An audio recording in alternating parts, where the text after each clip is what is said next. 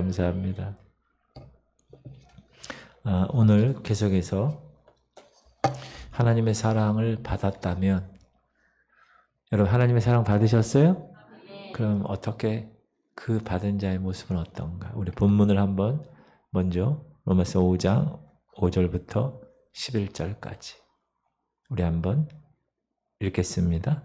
소망이 우리를 부끄럽게 하지 아니함은 우리에게 주신 성령으로 말미암아 하나님의 사랑이 우리 마음에 부은 바 됨이니, 우리가 아직 연약할 때 기약대로 그리스도께서 경건하지 않은 자를 위하여 죽으셨도다. 의인을 위하여 죽는 자가 쉽지 않고 선인을 위하여 용감히 죽는 자가 혹 있거니와, 우리가 아직 죄인 되었을 때에 그리스도께서 우리를 위하여 죽으심으로 하나님께서 우리에 대한 자기의 사랑을 확증하셨느니라. 그러면 이제 우리가 그의 피로 말미암아 의롭다 하심을 받았으니 더욱 그로 말미암아 진노하심에서 구원을 받을 것이니, 곧 우리가 원수 되었을 때 그의 아들의 죽으심으로 말미암아 하나님과 화목하게 되었은즉 화목하게 해 단 자로서는 더욱 그의 살아나심으로 말미암아 구원을 받을 것이니라.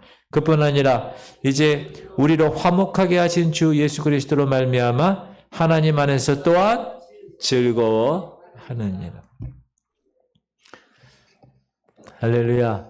말씀을 통해서 오늘 하나님의 사랑을 다시 한번 확인하는 여러분 되시기 바랍니다. 하나님의 사랑은 그 어떤 사랑에 비교할 수 없을 만큼 위대한 사랑이라고 이야기합니다. 하나님 스스로가 하나님은 사랑이시다, 그렇게 말씀하세요. 여러분, 우리 인간들도 사랑을 합니다. 우리 인간들에게 있어서 가장 위대한 사랑이라고 이야기할 수 있는 사랑이 뭐죠? 어머니 사랑. 어머니의 사랑을 가장 위대한 사랑으로 여기지만 하나님께서 이렇게 얘기합니다. 어미가 자식을 잊어버린 일은 있어도 나 하나님은 결코 너희를 잊어버린 적이 없다. 그만큼 우리가 그렇게 크게 생각하고 있는 어머니의 사랑보다 더 높고 큰 하나님의 사랑, 그리고 그 하나님의 사랑은 우리에게 확실한 증거로 나타내 보이셨습니다. 누구를 통하여? 예수 그리스도를 통하여. 시작. 의인을 위하여 죽는 자가 쉽지 않고 선인을 위하여 용감히 죽는 자가 혹 있거니와, 우리가 아직 죄인 되었을 때 그리스도께서 우리를 위하여 죽으심으로 하나님께서 우리에 대한 자기의 사랑을 확증하셨느니라. 우리는 이처럼 말할 수 없는 하나님의 사랑을 경험한 사람입니다. 그렇다면 그 사랑을 힘입은 우리는 어떤 생활을 해야 하는가? 우리 오늘 본문을 통해서 하나님께서 우리에게 어떻게 말씀해 주시고 있는가를 찾아보고 은혜를 나누려고 합니다. 이처럼 하나님께서 그 아들의 피를 흘리심으로 당신의 무한하신 사랑을 우리에게 베풀어 주셨는데, 그럼 그 사랑이 우리에게 어떤 혜택을 주었을까? 그 사랑을 받은 사람은 어떻게 변해야 되느냐? 하나님이 우리를 통해서 의를 따라합시다. 의를 주셨습니다. 하나님의 사랑이 구체적으로 나타난 게 우리에게 의롭지 않은데 의를 주셨다는, 의롭다고. 자, 9절 시작. 그러면 이제 우리가 우리 피로 말미암아 그의 피로 말미암아 의롭다 하심을 받았으니 더욱 그로 말미암아 진노하심에서 구원을 받을 것이. 하나님께서 우리에게 의를 주신 것, 여러분의 계좌에 의를 집어넣어줘, 이체해 주셨다는 거예요. 그래서 우리는 의롭지 않아. 그러나 우리 계좌에 의가 들어왔어요. 우리의 믿음을 통하여서. 그래서 우리는 이 의를 힘입어서 뒷부분, 그로 말미암아 진노하심에서 구원을 얻었다. 하나님의 사랑은 그 아들 예수 그리스도 속죄의 제물로 십자가에 죽게 하심으로 우리로 하여금 하나님 앞에서 의롭지 않은데 의인의 자격을 얻게 하셨고, 또 이로 인해서 죄인을 심판하는 하나님의 진노에서 빠져나올 수 있었다. 구원 얻을 수 있었다. 그러므로 우리가 얻은 의는 우리의 행위에서 얻은 것이 아니라는 사실을 꼭 기억하셔야 됩니다. 하나님의 아들 예수 그리스도의 그 목숨값, 피값에 의하여 얻은 의입니다. 그 예수님의 피값으로 우리 계좌에 의를 넣어주신 거예요. 그래서 그리스도 예수의 피가 아니면 우리는 어떤 방법으로든 의로울 수가 없습니다. 타 종교는 그렇지 않아요. 자기가 어떤 선행을 해서 그 임계점에 딱 합격을 하면, 합격점, 커트라인에 딱 합격을 하면 구원을 받았다는 거예요. 불교도 그렇고, 그렇죠? 모든 종교가 다 그래요. 그러나 우리 기독교는 그렇게 얘기하지 않습니다. 우리는 태어날 때 이 세상에 죄인으로 태어났고 그 죄로 인하여 하나님의 진노를, 왜 거룩하고 의로우신 분이니까 하나님의 진노의 심판을 면할 길이 없는 존재였다. 아담의 범죄로 인해서 아담의 모든 후손들이 다 아담과 함께 죄인이 되었기 때문에 이 세상에 죄인 아닌 사람 아무도 없고 의인인 사람 아무도 없는 것입니다. 그 성경은 뭐라고 그래요? 의인은 없나니 하나도 없다고 증거해 주는 거예요. 이스라엘 사람들은 모세로부터 율법을 받았기 때문에 그들은 그 율법을 지키는 생활을 통하여서 의를 얻을 것으로 생각했습니다. 그러나 따라합시다. 율법은 누구에게도 의를 줄 수 없습니다. 율법은 누구에게도 의를 줄 수 없어요. 그 이유가 뭡니까? 이 세상에서 율법을 지킬 수 있는 사람이 아무도 없기 때문에 그래요. 그러면 왜 모세를 통해서 하나님께서 이스라엘 백성에게 율법을 주셨는가요? 그거는 엑스트레이라고 그랬잖아요. 율법이. 두 가지인데 하나는 그 율법을 통해서 자기 자신들은 하나님 계명대로 살 수 없다는 사실을 깨달으라고, 죄인임을 깨달으라고, 그래서 하나님만 의뢰하고 하나님을 믿으라고 주신 것이고, 또 다른 하나는 율법을 지키기를 힘쓰는 생활을 통해서 하나님의 뜻을 깨닫고 말씀에 순종케 하려는 목적을 두신 것입니다. 그러나 이스라엘 백성들은 율법의 의의를 추구하는 나머지 하나님의 의의를 외면하게 된 겁니다. 그들은 하나님의 뜻을 거슬렀고요. 그래서 오히려 율법의 정죄를 받게 된 것입니다. 유대인들은 그래요. 그러면 이방인들은 어떻습니까? 율법이 없는 이방인들. 이방인들에게 있어서는 율법이 없기 때문에 마음의 율법인 양심이 있습니다. 원래 하나님께서는 인간에게 다른 피조물에게는 없는 도덕적 본능을 주셨습니다. 이 도덕적 본능이 양심입니다. 양심이란 무엇이 옳고 무엇이 그른가를 판가름하는 하나님의 기준입니다. 양심은 마음에 새겨진 하나님의 율법이라고도 부릅니다. 그래서 인간에게는 이 양심이 있기 때문에 인간의 마음 깊은 곳에서 하나님을 부인할 수 없는 거예요. 왜? 하나님이 그 안에 양심을 주셨기 때문에. 이 피조물들을 보면 야, 창조주가 반드시 있구나. 만물에 스며있는 오묘한 하나님의 창조의 역사에서 하나님의 살아계심을 부인하지 못하는 겁니다. 근데 그러면서도 사람들은 마음을 지배하고 있는 죄 때문에 고의적으로 일부러 하나님을 대적하게 되고 하나님과 원수의 자리에서 하나님의 그 사랑을 거역하고 있는 것입니다. 그런데 이 양심의 온전한 지배를 받고 살아가는 사람은 이 세상에 아무도 없습니다. 양심의 소리는 들어요. 하지만 그 양심의 소리로 괴로워하고 죄의식에 사로잡혀 탄식은 할 수 있어요. 그러나 양심 자체가 그 사람을 올바르게 인도할 수는 없다. 능력이 없는 거예요, 양심은. 그래서 세상에서는 어떻게 평가하는가? 양심의 소리를 잘 듣고 잘 지키는 사람을 가리켜서 성인이라고, 세인트, 성인. 캐톨릭에서는 그래서 성인 마더 테레사나 일반적으로 하지 못하는 일을 한 사람을 성인으로 추대하잖아요. 그런데 그 성인들 그 양심 역시 온전한 양심의 삶이 불가능한 존재라는 것을 꼭 알아야 됩니다. 그렇다고 해서 율법이나 양심이 우리 사회에 전혀 무가치하는가? 그렇지는 않습니다. 이스라엘 백성들 보면 복음서에서 특히 제사장이나 서기관이나 바리새인들이 외식적인 생활을 한다고 주님이 계속 책망하시잖아요. 그럼에도 불구하고 율법으로 백성들을 그들이 다스렸기 때문에 그나마 사회 질서가 유지되어 간 것입니다. 지금 우리나라 같은 경우도 보면 대부분 정치가들 보세요. 요즘 뉴스를 이렇게 잘 보면 마음에 드는 사람이 아무도 없는 것 같아요. 양심이 다 문제가 있는 것 같아요. 부패했다고 해야지. 그럼에도 불구하고 그들에 의해서 그 양심의 미명 아래 법이 집행되고 있기 때문에 우리나라가 그래도 사회 질서가 유지되고 공동생활을 해나갈 수가 있는 것입니다.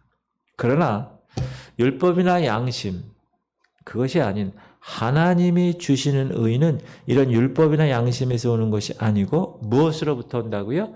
예수 그리스도의 피로 오는 것이기 때문에 인간에게 온전한 의를 주실 수 있는 단 오직 한 가지는 예수 그리스도의 피값이다. 예수 그리스도의 온전한 의다. 하나님 앞에서 온전한 의라는 것은요, 전혀 죄가 없는 완전한 의로운 상태를 말합니다. 말하자면 온전하신 하나님께 나아갈 수 있는 표준이, 하나님 앞에 설 수 있는 의의 표준이 예수님인데 그 예수 그리스도의 의를 우리가 한 게 하나도 없는데 하나님이 주셨다라는 거예요. 그래서 이 의는 율법에서 온 의가 아니기 때문에 율법의 행위와는 상관이 없는 것입니다. 이 의는 또 양심에서 온 것이 아니기 때문에 양심의 행위와도 상관이 없습니다. 그래서 하나님 앞에 온전히 쓸 수 있는 의는 오직 그 아들을 세상에 보내신 하나님의 사랑을 받아들이면 되는 거예요. 하나님은 우리에게 자유의지를 주셨어요. 그리고 하나님은 지금도 이 시간도 하나님의 그 영원한 생명을 우리에게 주기를 원하세요. 그러나 자유의지를 가진 우리는 선택할 수 있어요. 예수 그리스도를 선택할 것인가, 그렇지 않을 것인가. 그런데 나중에 보면 하나님이 몇 번 이렇게 계속 이야기하시다가 나중에는 말을 안 들으면 내버려 두세요. 오직 그 아들 세상에 보내신 그 아들을 믿는, 예수 그리스도를 믿는 일, 그것이 하나님 앞에 설 수 있는 의의 표준이다. 그러므로 소망이 있는 거예요. 이 세상에서 별 볼 일 없는 사람들도 소망이 있는 거예요. 왜? 예수 그리스도의 그 의를 얻으면 되기 때문에. 그래서 살인한 사람도 소망이 있고 죄인 중에 괴수라는 사도 바울도 구원의 소망을 경험한 것입니다. 예수 그리스도를 믿는 일에는 그런 건 장애물이 되지 않아요. 그러나 우리가 알고 있는 공자 맹자 같은 성인들 아무리 높아도 지식적으로 양심으로 의를 얻으려고 해도 그들에겐 소망이 없습니다. 왜냐하면 양심으로는 어떤 방법으로도 의를 얻을 수 없고 양심도 우리를 정죄하기 때문에 하나님의 진노하시는 심판을 면할 길이 없기 때문에 그렇습니다. 그래서 하나님의 사랑을 받은 사람은 어떻게 살아야 되느냐? 하나님 앞에 온전한 의를, 하나님이 우리 계좌에 주어진 그 의를 온전히 이루기 위해서 살아갈 때 그 사람은 하나님의 사랑을 받은 자로 이 땅에서 살아갈 수 있는 것입니다. 여러분 그렇게 살아가시기 바랍니다. 내가 하나님의 사랑을 받았다는 것, 내가 한 것은 아무것도 없는데 그분이 그냥 공짜로 주었다는 것, 그것에 감격하면서 계속 주님 오시는 날까지 사시기 바랍니다. 그 감격이 사라지면 안 되는 거예요. 계속 여기서 감사, 우리가 이번에 맥주 감사 주일이잖아요. 항상 감사, 범사에 감사. 두 번째 생각할 것은 화목한 자, 화목된 자. 10절 말씀을 한번 읽어보겠습니다. 시작. 곧 우리가 원수 되었을 때에 그의 아들의 죽으심으로 말미암아 하나님과 화목하게 되었은즉 화목하게 된 자로서는 더욱 그의 살아나심으로 말미암아 구원을 받을 것이니라. 자, 하나님은 그 아들의 죽으심을 통해서 우리와 뭐가 됐다고요? 화목하게 되었다. 화목하게 되었다는 거의 반대가 무슨 말인지 아세요? 원수가 되었다는 거예요. 자, 우리가 아직 죄인 되었을 때 이 뜻은 뭐죠? 우리가 하나님과 원수가 되었을 때 하나님의 의로우시고 거룩하신 분이어서 죄인인 우리와 더불어 교제하실 수가 없는 그런 상황이었는데 그 교제를 예수 그리스도를 통하여 회복시켜 주셨다. 그의 살아나심으로 말미암아 구원을 받게 하셨다. 에덴에서 아담과 하나님은 화목된 상태에서 교제했었는데 그러나 아담이 사단의 유혹으로 범죄한 후에 화목이 깨지고 원수가 되었습니다. 그 이후에 모든 인류는 하나님과 원수가 된 상태에서 하나님을 멀리 떠나 있었습니다. 여러분, 제가 주일 오후에도 타락에 관해서 말씀을 드릴 텐데 목사님 왜 자꾸 구원, 십자가, 죄, 타락 이런 얘기를 자꾸 하십니까? 여러분, 그게 복음이기 때문에 그래요. 강단에서는 그게 선포돼야 되고 특별히 여러분은 전도 대상자들을 지금 이름을 불러가며 기도하고 있잖아요. 그러면 여러분이 복음을 전하는 거잖아요. 그러면 왜 복음을 전해야 되는가? 죄가 있고 타락이 있고 원수가 돼요. 하나님과. 그런 관계를 여러분들이 알고 그 전도 대상자의 상태를 여러분이 파악하고 정확한 복음을 전하실 수 있게 하기 위해서 그렇습니다. 구약시대의 이스라엘 백성들은 하나님의 명령에 따라 하나님과 화목하게 하려고 항상 화목 제물을 드렸어요. 양, 송아지 깨끗하게 잡아서 씻어서 각을 뜨고 잘라가지고 제단에서 태우는 겁니다. 그게 화목제예요. 이것은 하나의 그림자인데 예수 그리스도께서 친히 그 몸을 십자가에서 못 박아 죽으심으로 채찍 맞으시고 가시관 쓰시고 옆구리에 창을 찔림으로 우리 화목제물이 하나님 앞에서 되신 것입니다. 그러므로 예수님의 죽으심이 아니시면 우리는 영영 하나님과 화목하게 할 수 있는 존재가 아닌 것입니다.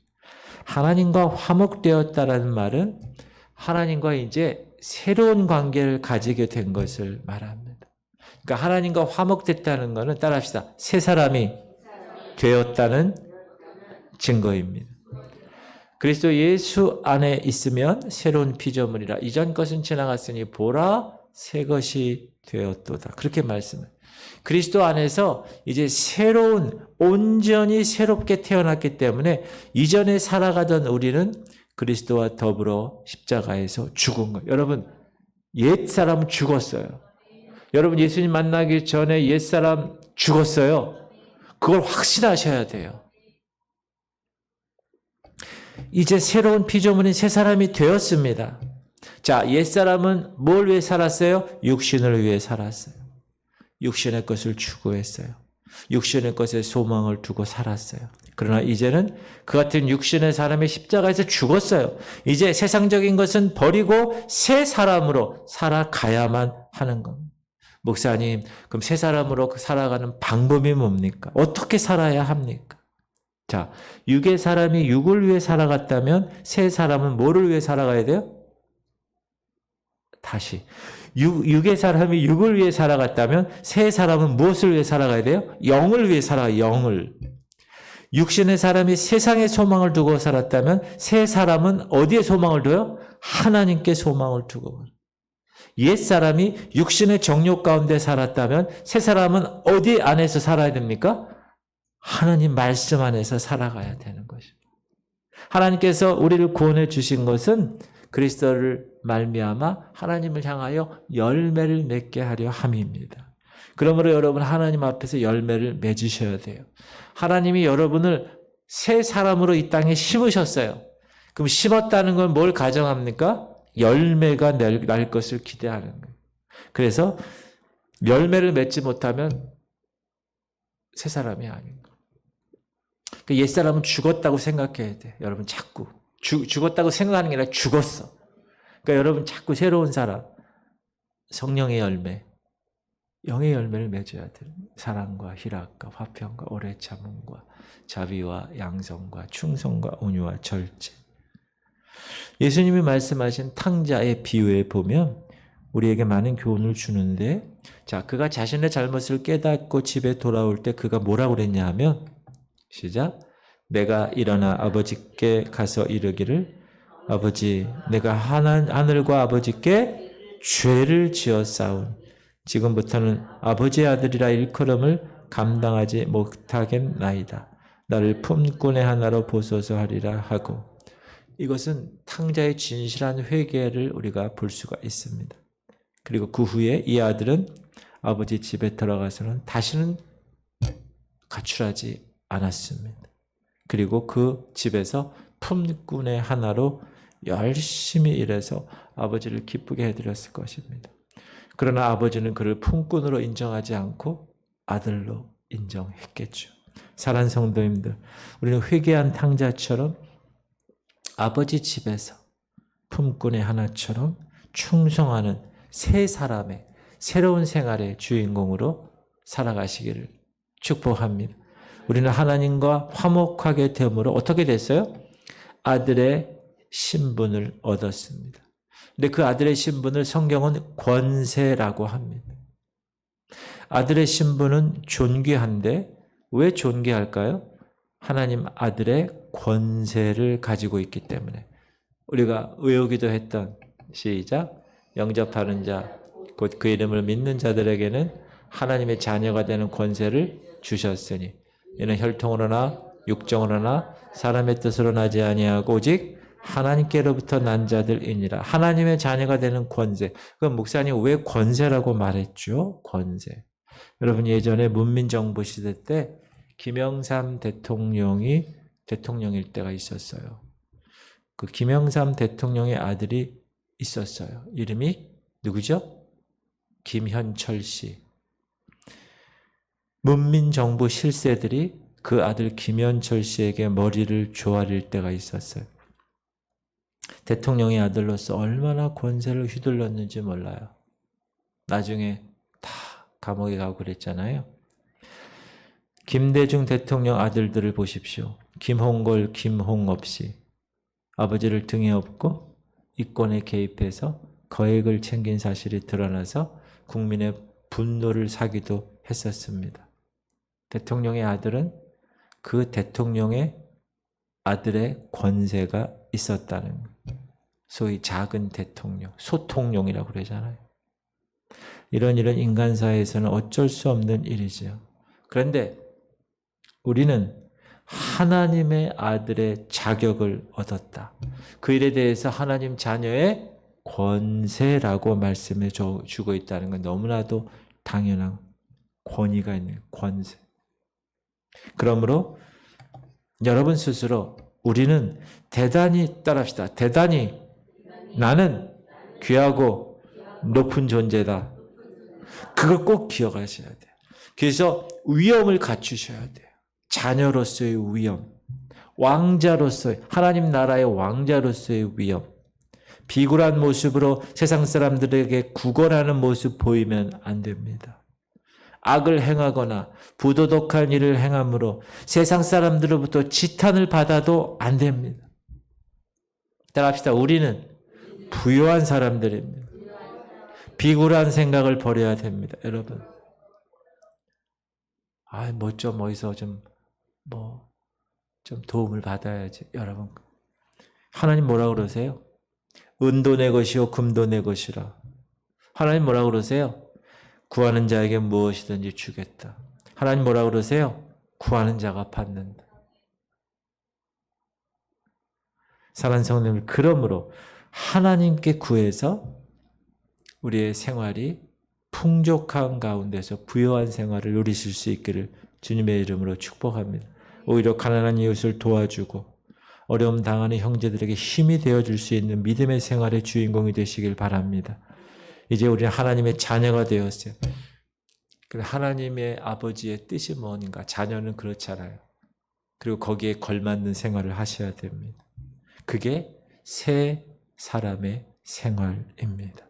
그 새 생활의 삶을 오늘도 멋지게 살아 누리시기를 주님의 이름으로 축복합니다. 세 번째 생각할 것은, 그런 사람은 기뻐한다는 거예요. 즐거워한다는 거예요. 11절 시작.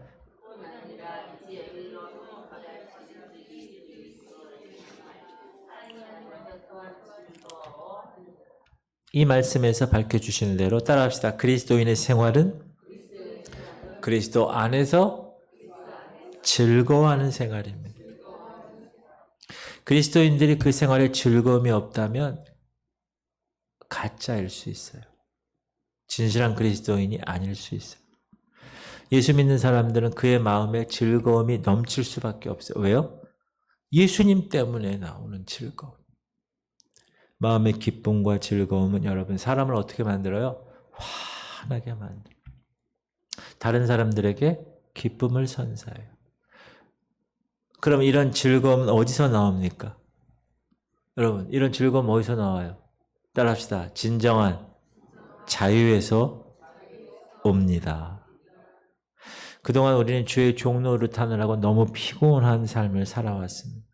죄가 일로 가, 절로 가, 죄가 이끄는 대로 끌려다닌 존재였습니다. 어떤 때는 죄를 짓고 후회하고 어떤 때는 그 죄값을 치르느라 고통도 겪었습니다. 그 죄의 멍에를 벗어보려고 했지만 자유하려고 했지만 안 됩니다. 여러분 왜 그렇게 안 되는지 아세요? 따라합시다. 죄의 종이 되었기 때문에. 그러나 우리는 그 죄의 멍에를 벗어버린 존재입니다. 예수님 뭐라고 그러셨어요? 진리가 너희를 자유케 하리라. 아멘. 하나님의 말씀이 우리에게 자유를 주신 거예요. 하나님 말씀 안에 무한대의 자유가 있는 거예요. 그러므로 그 말씀을 듣고 그 말씀 안에서 살아가는 일은 너무나도 기쁘고 평안한 거예요. 참 자유를 누리는 생활을 할 수 있는 거예요. 또한 그리스도인들에게는 장래의 소망이 정확해요. 이 세상의 삶도 복되죠. 그러나 장차 우리에게 나타날 영광의 나라에 대한 분명한 소망을 가지고 살아가는. 그래서 이 소망이 있는 사람은 세상의 가난 이길 수 있는 거예요.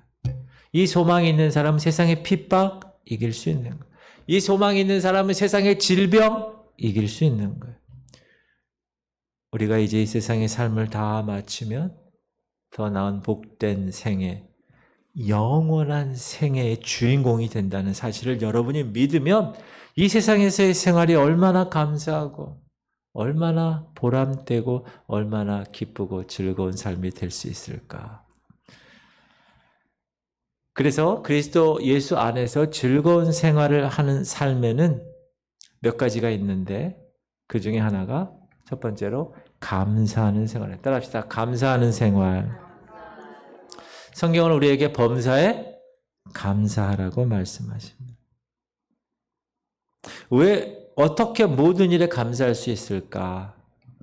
그 이유는 모든 것이 하나님의 손에서 나왔기 때문에 그렇습니다. 하나님께서 우리에게 주신 모든 것들은 그래서 다 선한 것입니다. 여러분 그거 믿으세요? 그러니까 선한 것이기 때문에. 근데 지금 당장은 괴로운 듯 보여요. 시련처럼 보여요. 그러나 그것이 결실하면 선한 열매로 맺혀지는 거예요. 그래서 감사하는 자를 하나님이 기뻐하세요. 여러분 무슨 일을 만나든지 감사하시기 바랍니다. 이번 돌아오는 주일이 맥주감사 주일인데 지난 반년 동안 하나님이 지켜주신 은혜 얼마나 감사해요. 그리고 하나님께서 우리에게 당하는 모든 일들을 다 감사하게 만드실 줄 믿습니다. 그러니까 우리가 즐거워하는 거예요. 즐거우면 반드시 감사가 있다. 제가 여기 상가에 있는 왔다 갔다 하면서 상가 사람들을 보잖아요. 그러니까 엊그제도 요 100만 원짜리 여기 100만 원짜리 월세 여기 화랑약고 그분이 이 뭐 이런 박스 이런 것 때문에 자주 왔다 갔다 해요. 이렇게 여기 왔다 갔다 주차장. 제가 딱 할렐루야 그러고 나서 끝나지 않고 제가 뭐라고 그래요? 감사합니다. 그때 이분이 비룩 아유 예. 여러분 입에서 항상 무슨 얘기가 나와야 됩니까? 할렐루야 감사. 한번 따라합시다. 시작. 네, 좀 톤이 좀 이렇게 정감이 가게 해야지 여러분. 정감이. 다시 시작. 그렇죠. 지금 한번 옆 사람 보고 한번 더 시작.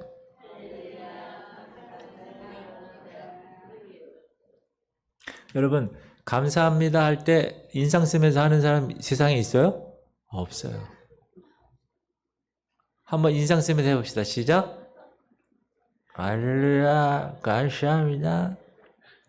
그럴 수 없는 거예요. 그래서 그리스도인들의 생활에는 항상 감사가 있어야 되고 감사의 생활이 있는 사람은 어떻게 해요? 항상 즐거워야 되는. 네. 뭐라고요? 안 들려? 감사하는 게 많아. 우리 교회에서 최고령이신 우리 권사님이 감사하는 게 많대. 그 여러분들은 어떻게 하겠어요? 여러분은 더 많이 감사해야지. 그렇죠? 두 번째 그리스도 안에서 즐거워하는 생활은 두 번째 찬양하는 생활이에요. 찬양하는 생활. 여러분 즐거움에는 노래가 따르게 됩니다. 그래서 그리스도인들이 이 즐거운 생활을 할 수 있는 삶이 되면 찬양이 나오는 거예요. 운전하다가도 찬양이 다 나와. 거룩하게 하소서 나의 삶을 드리니. 감사가 막 나오는 거예요. 찬양이. 여러분 마음에 참 즐거움이 있을 때 부르는 찬양은요. 생기가 있어요. 그리고 힘이 있어요. 근데 그냥 아무 생각 없이 부르는 노래는요. 힘이 없어요. 마음에 즐거움이 있으면 입에서 항상 찬송이 나옵니다. 찬송을 부르면서 그 가사를 깊이 생각해요. 저는 너무 감사한 게 악기를 이렇게 불면서 1절은 이렇게 불러. 2절은 또 찬양, 내가 목소리로 찬양을 해. 또 뭐 이렇게 불러. 막 그렇게 하다 보면 제 마음이 아주 편안해지는 거예요. 여러분 찬양 많이 하세요? 무슨 뭐 이런 거 말고 그냥 생각나는 대로 여러분 목소리대로 주님 감사합니다. 주님 영광 받으시옵소서. 이렇게 찬양을 막 하잖아요. 그것만 여기서 막 깊은 영성이 막 흘러나는 것 같아요. 찬송가 가사는요. 그냥 주어진 게 아니라 다 체험하고 하나님을 만나서 새 사람이 되는 그 사람들이 가사를 쓴 거예요.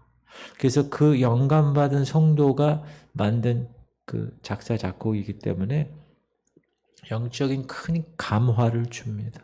은혜를 줘요. 그래서 하늘 보좌로 올라가는 거예요. 여러분 찬양 많이 하십시오.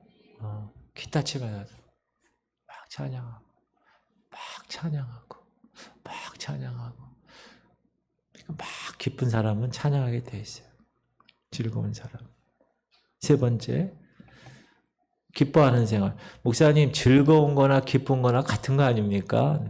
같은 말이죠. 그러나 같은 말 같지만 조금 다른데 즐거움은 마음에서 꼽히는 거고 기쁨은 몸에서 나타나는 거예요. 사랑하는 성도님들, 마음으로 즐거워하시고 몸으로 기뻐하는 생활을 하십시오. 마음으로 즐거워하면 몸이 어떻게 됩니까? 기쁠 수밖에 없어. 찡그리고 살아갑니까? 왜?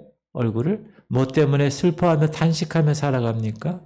성경은 뭐라고 그러죠? 근심하지 말아라. 낭망하지 말아라. 염려하지 말아라. 여러분 성경에 얘들아 하루에 한 번은 염려하라. 이런 말씀 있어요? 얘들아 묵상하면서 근심해라. 이런 말은 없어요 성경에. 대신에 성경은 뭐라 그러죠? 항상 기뻐하라. 여러분 기뻐하는 사람이 건강하게 오래 삽니다. 여기 계신 독수리 오영재 우리 어르신들 기뻐하시면 오래 산대요. 기뻐하시기 바랍니다. 무슨 일이 있어도 그렇게 웃어 넘겨보세요. 여러분. 그럼 건강에도 좋아요. 기쁨 속에는 인생의 참 즐거움이 있습니다. 슬픔, 탄식, 염려 이런 거 버리시고 기쁨을 창조하는 생활을 하는 여러분 되시기 바랍니다. 네 번째는 그리스도 안에서 즐거워하는 생활은 헌신하는 생활이에요. 헌신하는 생활. 여러분 헌신해 보세요. 헌신. 이 우리의 생애를 보람있게 하는 게 헌신. 세상에서도 여러분 뭐 라이언스 클럽 뭐 이런 거 있죠. 그게 사실 뭐 그들의 뭐 멤버십 해가지고 정기적으로 만나서 그냥 뭐 사교 어떤 그런 클럽이기도 하지만 그 돈을 많이 내요. 돈 많이 내서 그 대외적으로 뭐 큰일을 하거든요. 그러니까 사회 봉사하는 것으로 세상 사람들은 즐거움을 삼습니다. 평생 어렵게 모은 돈으로 몇 억, 뭐 김밥 할머니가 몇 억을 기부한 경우도 있고 또 대학에 또는 사회 공익기관에 기부한 사람들 그러므로 보람을 느끼는 사람이 있어요. 물론 그것도 좋습니다. 그러나 그거보다 더 귀한 일은 하나님을 위해서 하나님의 나라를 위해서 헌신하는 것입니다. 사랑하는 성도님들 몸 건강하실 때 봉사하시기 바랍니다. 정말 그래요. 여러분 요양원에 그냥 누워 계셔봐요. 어떻게 봉사하겠어요? 헌신하겠어요? 몸 건강하실 때 봉사하시기 바랍니다. 교회를 위해서 내가 무슨 일로 하나님을 기쁘시게 해드릴까 한번 생각해보고 내가 좀 더 보람있게 주님을 위해서 무엇을 할 것인가 한번 기도해 보시기 바랍니다. 하나님께서 반드시 여러분에게 헌신할 것을 가르쳐 주실 것입니다. 그렇게 하나님 마음을 주실 때 여러분 딱 그걸 막지 마세요. 거역하지 마시고 완악한 마음과 인색한 마음을 가지고 거부하지 마세요. 순종하시기 바랍니다. 하나님은 그런 헌신을 기뻐하셔요. 그리고 축복해 주십니다. 그런 마음을 즐겁게 하기 위해서 5번 화목하는 생활을 하면 좋아요. 자, 하나님과 화목한 생활 이게 예배예요, 여러분. 예배. 그러니까 매 예배 때마다 나와서 이렇게 하나님을 예배하는 것은요, 하나님과 화목하는 관계예요. 얼마나 귀한 일이에요. 그리고 이웃과 형제와 화목하는 생활 하시기 바랍니다. 아셨죠?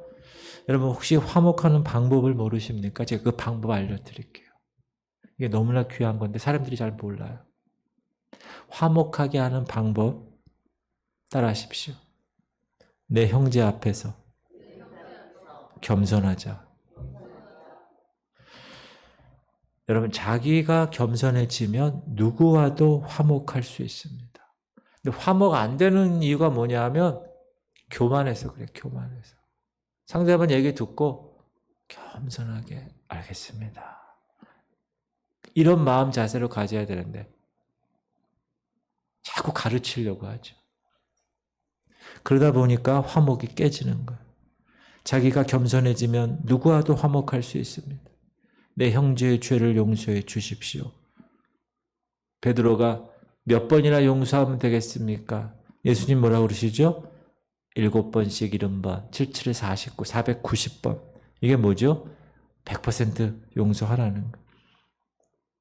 우리가 죄를 용서해 주면 형제들에게 있어서 화목할 수가 있습니다. 다른 형제 자매들이 어려움 당할 때 여러분 도와주고 마음을 주고 그렇죠? 또 물질도 도와주고 그러면 화목하게 되고 하나님이 갚으시는 놀라운 축복의 주인공이 되실 수 있습니다. 그러니까 항상 기준을 두세요. 자, 사람과 화목하려면 어떻게 돼요? 겸손해야 돼요. 화목하는 방법. 겸손하시기 바랍니다. 근데 목사가 가장 못하는 게 그거예요. 자꾸 가르치려고 그러고. 저도 겸손해지기를 위해서 계속 기도하는데 여러분 이 목사를 위해서도 기도해 주셔야 됩니다. 감사합니다. 우리는 하나님의 말할 수 없는 사랑을 받은 사람들입니다. 아멘이죠? 그 사랑을 힘입고 우리는 의롭다 하심을 받았어요. 우리가 한 건 없어요. 그냥 하나님의 의를 우리 계좌에 이체해 주셨어요. 그래서 하나님의 진노하심에서 우리는 구원하심을 받은 존재입니다. 그러므로 우리의 생활은 마땅히 그리스도 안에서 하나님과 화목하는 생활을 해야 하고 그게 뭐라고요? 예배라는 거예요. 그리고 이웃과 화목하는 생활을 해요. 그게 뭐죠? 그게 목장이에요. 목장. 제가 주일날도 설교했잖아요. 그렇죠? 하나님 사랑 화목 예배, 이웃 사랑 화목 목장, 그리고 구제와 선교에 우리가 애를 쓴다면 그것이 단순한 우리 교회의 비전이면서 동시에 성경이 우리에게 이야기하는 것입니다. 이렇게 여러분의 생애가 기쁘고 즐거운 무엇으로 인하여? 하나님과 화목한 관계로 인하여, 성도들과 화목한 관계로 인하여 매일 기쁘고 매일 즐거운 그런 삶의 주인공이 되실 수 있기를 주님의 이름으로 축복합니다. 기도합시다.